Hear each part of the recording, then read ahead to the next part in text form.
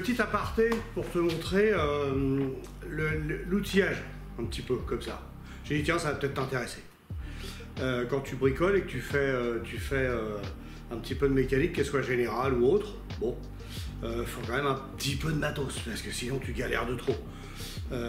Moi j'ai commencé aussi super bas, j'avais rien, je travaillais dehors, là voilà. Donc maintenant j'ai un peu plus une structure. Et petit à petit, comme c'est une question de pépette, j'achète petit à petit l'outillage, mais j'achète pas du neuf, enfin très rarement du neuf. Et dans l'outillage qu'il faut avoir en gros matériel, ce que moi je vois le mieux, c'est le compresseur. Il faut un compresseur d'air. Alors au début tu commences par un 50 litres. Le 50 litres, bah, il a cramé, hein, bien sûr. Je l'ai tellement fait marcher, peinture, dépoussiérage, sablage et tout ça. Il a claqué.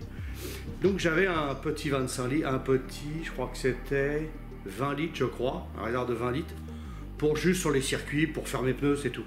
Après le 50 litres, j'en ai sur les circuits parce que tu fais les pneus, tu fais les matelas gonflables de tous les mecs qui dorment sur place, tu finis par faire de la soufflette. Enfin, il y a plein de matériel comme ça qui est à gonfler, plein de choses qui sont à gonfler. On n'a pas l'air comme ça, mais c'est vraiment prenant. Donc, partant de ce principe-là, à l'atelier, en fixe, faut un gros. Parce que beaucoup de réserves d'air et tout, puis je vais te montrer que ça suffit encore pas. Et là, actuellement, j'ai un 200 litres. Donc, je vais te montrer comment c'est foutu. Tu vas voir un peu la taille de la bête. Donc, voilà l'engin. Donc, tu vois, c'est un Devil Bis. Alors, le Devil Bis, c'est assez connu. Sauf que là, bon, la cuve, c'est Devil Bis. Mais ça a de l'âge, hein. Je l'ai acheté d'occasion, à un pote en plus. Et en voulant le faire monter plus haut en air, j'ai cramé le moteur.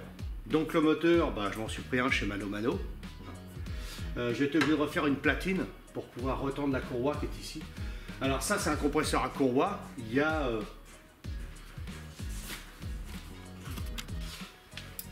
Donc sur ce compresseur, il fait 200 litres. Donc 200 litres, ça fait quand même un peu de marge. Hein. Il y a quand même, ça fait de l'air. Ça fait une bonne réserve, on va dire. Il faut mettre au moins un disjoncteur, parce qu'on ne sait jamais. Après, moi j'ai branché ça avec une prise normale sur une prise de courant. Hein. Et ce moteur-là, il y a le niveau d'huile qui est ici. Donc comme le niveau d'huile est vachement accessible, on le voit bien. Là, il y a le remplissage. Ici, moi j'ai monté... Alors ici, je l'ai défait parce que je suis toujours en train de bricoler la pression. Et il y a les deux manos. Donc ça, je vais te montrer ça maintenant. Alors là, il y a les deux manos. Il y a un mano avec une sortie, un mano ici avec une sortie. Ici, il y a la pression. Donc cet écrou-là, tu peux régler ta pression. Faut faire gaffe, j'ai cramé le moteur comme ça. Je l'avais fait monter trop haut. Et du coup, ça a cramé.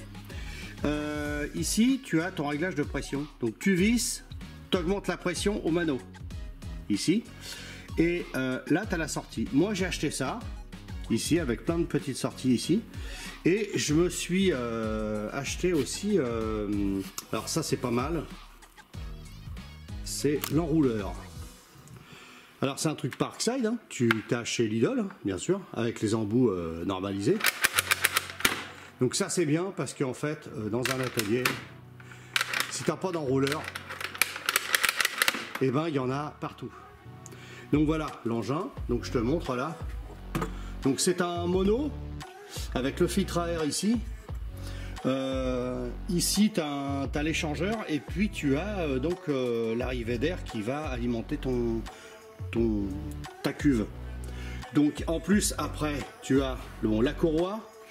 Ici le moteur et après le moteur avec disjonction parce que ça c'est pas mal. Si par hasard il y a un problème, tu appuies sur la disjonction, il revient, il se réinitialise et au moins c'est reparti. C'est un 220 monophasé, hein, classique. Hein. Donc moi j'ai un 16 ampères là-dessus. Et puis voilà de haut ce que ça fait. Ensuite dans les appareils à mettre dessus. Donc bien évidemment le gonfleur, ça c'est la base. Hein. Faut au moins avoir ça. Tu vois, voilà. Alors c'est soi-disant Michelin, je sais pas si c'est vraiment... ça doit peut-être être une sous-marque de Michelin, enfin je sais pas. Enfin, c'est pas un vrai Michelin professionnel, hein. Voilà. Ça a la marque dessus. Cela dit, je suis pas emmerdé. Là, tu vois comment c'est foutu, ça se dévisse à la main. Voilà. Et tu peux enlever le tuyau, je l'enlève pas parce que ça me gonfle. Tac, voilà. Après, tu as l'embout normalisé que tu vas avoir avec n'importe quel gonfleur, tu vois. Voilà. Et puis, moi, quand je le stocke d'une certaine façon. Parce que je veux pas plier le tuyau comme ça, tu vois. Parce que ça, c'est pas bon. Alors, moi, je le stocke comme ça. Si on va voir. Je le mettrai après. Je l'attache sur un clou. Si tu vois. Voilà. Donc tu vois, il est attaché sur un clou là, ici, dans mon bordel là. Et puis j'en mets un autre ici. Hop. Comme ça, le tuyau est toujours en l'air. Tu vois, il y a toujours une petite vis qui tient pour pas que... Parce que si tu le laisses comme ça, il va plier. Et il va finir par s'écraser là. Et là, tu vas être emmerdé. Alors ensuite, tu prends l'embout. Tu vois, c'est un peu bidouillé, hein. J'ai soudé un raccord, enfin j'ai fait une bidouille. Là, hop, tu le mets là. Et ça se verrouille.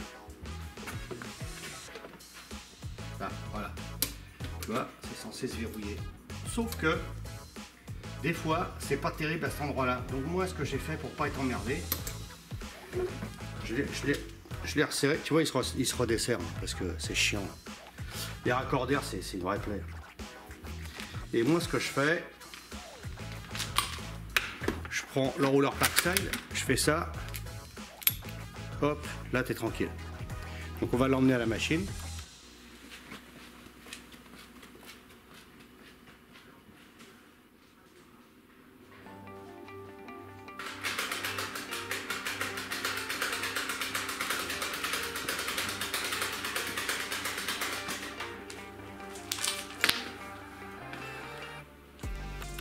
Donc pour la sécurité, moi ce que je fais, je déclenche au disjoncteur. Voilà.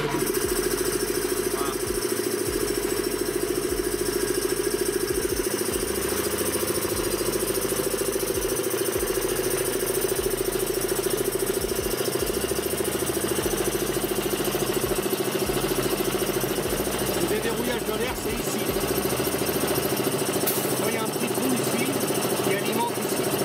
Si ça reste ouvert, ça va fermer l'autre côté. Ce raccord-là, c'est le raccord entre les deux. Je fais ça, là l'air rentre.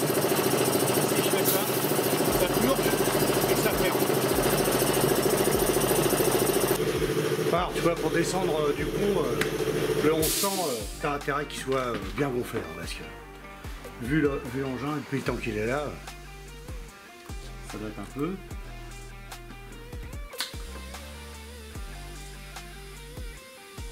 Vu la gueule des pneus, c'est pas ce qu'il y a de plus terrible. On va regonfler ça et on va le descendre du pont. Alors là, le gonflage, tu vois, il se mettra toujours à 0. Et quand tu relâches, il te met la pression qu'il y a dans le pneu. Si tu veux dégonfler, tu repurges. Donc c'est ça le principe, hein. Donc là, évidemment, une moto, c'est à peu près entre... Une moto de route, hein, je parle route, hein. C'est, on va dire, 2,3 à l'avant et 2,5 à l'arrière, pour la charge, pour tout ça. En piste, on va dire qu'on met à peu près un 9, parce que les pneus vont chauffer beaucoup, et il faut arriver à 2 tout pile à la fin d'une manche, par exemple. Pour certains pneus, c'est comme ça. Des fois, c'est différent, mais la plupart du temps, c'est ça. Si tu fais déjà ça comme réglage, c'est déjà pas mal, hein. Voilà, tu vois, là, j'ai trop. Donc, tu descends.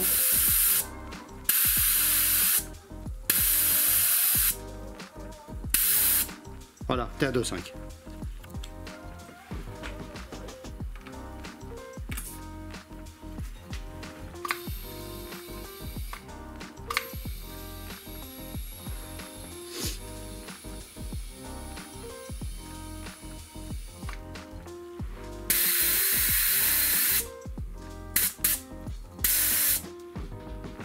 Voilà, 2-3.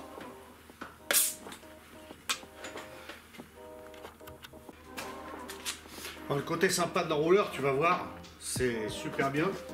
Mais tu fais du parc sérieux haute, hein, c'est pas cher, c'est très bien, hein, moi ça me suffit. Hein. Là c'est ça, tu tires. Voilà. T'as plus qu'à lâcher et c'est rangé. C'est un vrai plaisir. Alors ensuite enrouler ton foutoir là. Donc ça tu jettes. Et tu commences par la tête toujours, et tu fais une boucle, tu tournes, comme ça, et ça va te faire un anneau. Tu le vrilles comme ça. Hop, voilà. Et comme ça, tu es sûr de pouvoir le ranger proprement, et il sera toujours bien rangé. Parce que ça, c'est le bordel. Hein. Quand ça aussi, ça commence à faire des nœuds, t'es content. T'es passé par-dessus, hop, et là tu vois il commence déjà à faire la vague comme il doit faire. Voilà, comme ça.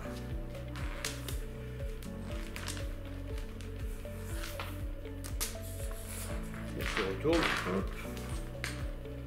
Voilà, puis moi je suis un malade du Colson. Donc je prends ça, je le laisse parce que tu vas voir après comment je le mets. Je prends un Colson. Je le mets comme ça, puis je le mets comme ça. Je t'avais déjà montré pour le faisceau. Si tu le rentres comme ça, c'est foutu. Il va falloir la pince et c'est définitif. Ça, c'est pas définitif. Hop, et si tu veux l'enlever, c'est comme ça. Voilà. Et là, tu n'as plus qu'à le mettre sur ton anneau. Et tu es tranquille parce que ça fera super propre. Et tu pourras le défaire quand tu veux. Pour les rallonges, c'est pareil, tout ce qui est avec des fils. Ah, ensuite sur mon poteau là, j'ai mis ça comme ça, je fais hop, c'est accroché, tu vois. Et puis ça normalement, je n'aime pas que ça pendouille parce que ça prend un coup, t'es tranquille. Alors tu vois, je le redéfais ce que j'ai fait. Hop. Je le sors, je l'accroche là-haut et à l'autre. Voilà, comme ça tu es sûr que là, il ne va pas se défaire tout de suite. Voilà. Alors ensuite là, tu vois mes rallonges, hein, tout ça c'est amovible, hein, tu peux le sortir. Et bien là, tu peux le sortir, mais tu n'es pas obligé. En fait, tu as juste à déconnecter ici. Ça va vider tout le circuit. Et là, au bout de l'enrouleur, il n'y a plus rien. Alors pour ceux qui connaissent tout ça, ça paraît débile de montrer une vidéo là-dessus. Mais il y a des gens qui ne savent pas du tout comment ça marche, qu'est-ce qu'il faut comme matériel, qu'est-ce qu'on a nous, comment on fait pour bricoler un peu de tout comme ça avec du matériel. Et ben un compresseur comme ça vaut au moins 3000 balles, facile, neuf, hein, neuf. Moi je l'ai acheté de 150 €. Il m'a fallu que je rachète un moteur parce que voilà, bon, c'est à la suite, le moteur il avait des bornes un peu. Puis je l'ai poussé aussi, il faut dire. Hein. Bon. Donc du coup, moi j'ai fait des conneries là-dessus. Mais l'avantage, c'est que ça, après c'est indestructible. Hein. S'il a un piston là-dessus pour que ça lâche, non, ça va aller. Hein. Et il faut un compresseur. Si tu es en fixe dans un atelier, faut qu'il fasse 200 litres. Après, tu as les gros Kaiser énormes américains qui font 1000 litres, 2000 litres d'air. Comme ça, le mec, il a une pression constante. Plus il y a un volume d'air important, plus tu as une pression constante. C'est ça aussi. Quand le compresseur se met en route, il fait des à-coups comme ça. Et pour le truc, c'est pas bon. Quand tu fais de la peinture, quand tu fais des choses comme ça, c'est pas bon. Donc, vous pouvez avoir un gros volume d'air. Moi, par exemple, de l'atelier, de là à de l'autre côté, par exemple, on va dire que j'ai 3-4 mètres. Ça m'emmerde de me brancher là avec un flexible qui va traîner partout. Donc, à terme, je mettrai un autre petit réservoir. Et ce compresseur-là va l'alimenter. Et comme ça, j'aurai de l'air d'un côté, de l'air de l'autre. Ça m'évitera d'avoir des problèmes de pression, de machin. Je vais récupérer des cuves, des trucs comme ça. Je te montrerai, j'ai déjà récupéré la cuve. Je te montrerai comment on l'adapte et comment on met les sécurités dessus. Donc je vais te montrer la sécurité qu'il y a sur ces compresseurs-là et sur aussi tout ce qui est récupérateur des huiles. Je l'ai aussi, le récupérateur d'huile, et dessus, il y a une sécurité d'air. Et tu vas voir, c'est super simple et c'est très accessible hein, comme matériel. La sécurité pression, c'est ça. C'est cette petite goupille là. Si tu tires dessus, hop, ça déconnecte. C'est pour éviter que ça monte trop en pression pour ce que peut tenir la cuve. Donc ça, c'est prétaré, tu peux pas le bidouiller. Hein. Donc du coup, ça, c'est vendu complet, intégralement, avec pas ça. Hein. C'est vendu juste ça, comme ça, intégralement, avec la sécurité tout dessus. Sur Mano Mano, tu vas voir, tu as les simples qui sortent comme ça, puis tu as des doubles comme ça. Voilà.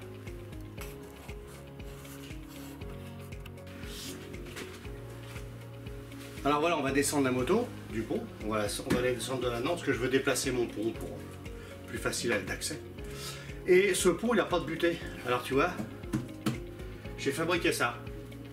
Donc ça permet d'avoir, si tu veux, au niveau du pont, ça permet d'avoir une butée. Parce que tu vas voir qu'avec le poids de l'engin, s'il part en avant, je la retiendrai pas. Je la lâche, je la laisse tomber. Je me prends pas la tête. Donc voilà, on va la descendre.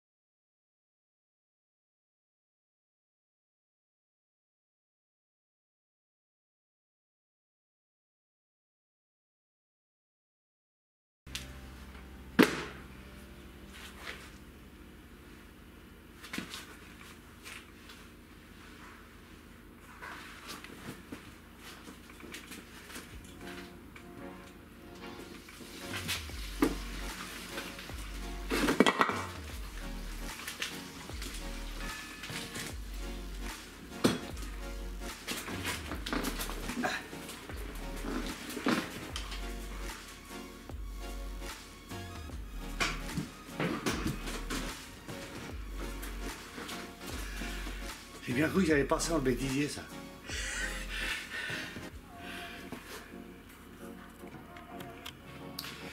Alors, si tu le sais pas, un compresseur, quand tu comprimes de l'air pour lui donner une pression, et ben la cuve ça provoque de la condensation dans la cuve. Donc les bas de cuve, il faut faire super gaffe parce que ça se corrode et puis ça se perce. Quand j'ai récupéré le Devil Bis, il y avait des petites fuites. C'était corrodé, c'était rouillé à l'intérieur, l'eau elle reste en dessous. Alors il y a une vidange en dessous. Mais ça c'est super important, surtout sur un compresseur qui fait 200 litres. 200 litres, ça fait quand même un bon volume et en bas tu peux avoir jusqu'à ça d'eau quand même. Hein. Donc ça, l'eau elle reste dedans et puis tu te retrouves à avoir de la condensation partout. Et après ça corrode la cuve et elle perce. Donc moi je l'ai rebrasé, bon je sais souder donc j'ai rebrasé, mais en fait c'est pas une bonne solution parce qu'en fait quand tu brases, tu vas faire tu vas brûler le traitement de l'acier. Donc c'est pas bon non plus. Donc pour éviter ça, je vais te montrer où est-ce qu'on vidange. Voilà, tu as le compresseur, donc comme on a vu tout à l'heure, et si tu descends ici, bah, tu as une vidange. Voilà. C'est le petit robinet qu'on voit là. Alors ça, c'est pas compliqué. Hop, ici, tu dévisses. Si tu y arrives, bien sûr. Voilà.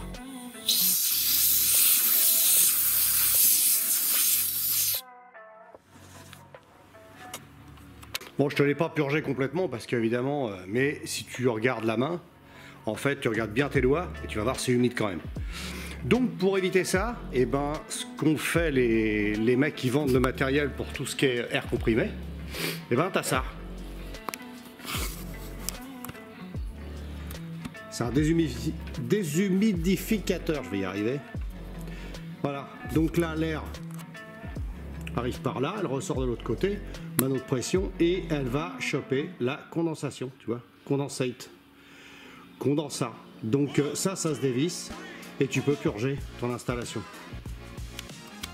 Ensuite, les avantages de l'air comprimé, ben, c'est en fait que c'est utilisable et c'est assez puissant. En plus, y a pas, si tu as une bonne cuve comme ça, tu as vraiment beaucoup de marge. Les pétards à choc, tous ces engins-là, là, ça, bah, c'est super puissant, quoi. Ça marche vraiment bien. Ça, c'est pas très cher. Hein. Après, tu as les ponceuses. L'air comprimé aussi. Là, il est bloqué. Hop. Voilà, tu mets l'air ici. Alors, pour tous ces engins-là, le burin aussi. Pour couper des points en carrosserie. Ça, j'utilise beaucoup. Pour tous ces engins-là, en fait, il ne faut pas qu'il y ait d'eau dans l'air. En général, d'ailleurs, le compresseur, il ne faut pas. Par contre, il faut de l'huile. Eh oui. Donc, du coup, si tu regardes bien, si on prend ça, tu vois. Et normalement, tu as un humidificateur qui se met derrière. Et ça va, avec une petite cartouche, tu la remplis d'huile. Et tu vois l'huile rentrer dans le pistolet. Parce que si tu le mets en amont, quand tu vas faire de la peinture, tu vas envoyer de l'huile dans la peinture. Alors ça, c'est niette. Hein. Et puis, tu vois, j'en ai racheté un autre au cas où. Il y a une promo, alors je profite. Hein. Voilà, toute neuve. Donc tu vois, tout ça, t'as même, tu le vois dessus, hein, t'as la petite burette d'huile. Donc tu le remplis d'huile un petit peu derrière. Et puis comme ça, il marche directement avec de l'huile. Mais tu pollues pas toute ton installation qui, elle, doit être exemptée d'eau et d'huile. Donc je te laisse imaginer quand tu as de l'huile plus de l'eau dans ton installation d'air comprimé, c'est même pas la peine, ça marche pas. Donc voilà, donc ça c'est tous les outils. En plus, comme il n'y a pas de moteur dessus, surtout sur une ponceuse comme ça, il n'y a pas de moteur dessus, donc du coup, bah, c'est moins cher. Tout ça c'est moins cher. Il y a même clé à cliquet, machin, tout ça, et ça c'est pas cher du tout. Donc ça, on peut arriver à faire des trucs vraiment sympas et à moindre coût vraiment. Donc si tu vois tout ce matériel là, tu te prends un vrai compresseur, il faut qu'il puisse monter à 6-7 bars de pression quand même, sans problème, et bien régler la pression, d'accord? Et là, tu commences déjà à avoir beaucoup de matériel pour ton atelier et ça commence à être sympa, parce que là, il y a vraiment de grosses possibilités. Ponçage, découpage, etc. Le burin, il fait du découpage de tôle vraiment très bien pour faire sauter les points, c'est formidable, pas de problème. Oui, voilà, une petite vidéo, tu vois, l'atelier, j'en ferai d'autres, hein, parce qu'il y a tellement à dire sur l'outillage et tout. Après, on passera à l'outillage, finir la soudure et tout ça, tout ce que j'ai à t'expliquer. Et puis, en fait, on reviendra de temps en temps sur ça, parce que je peux pas faire que ça. Mais je pense que c'est intéressant de savoir ce qu'il faut comme matériel obligatoire, parce que là, je vais te balancer des trucs. C'est vraiment l'obligation. Voilà, et puis abonne-toi, abonne-toi!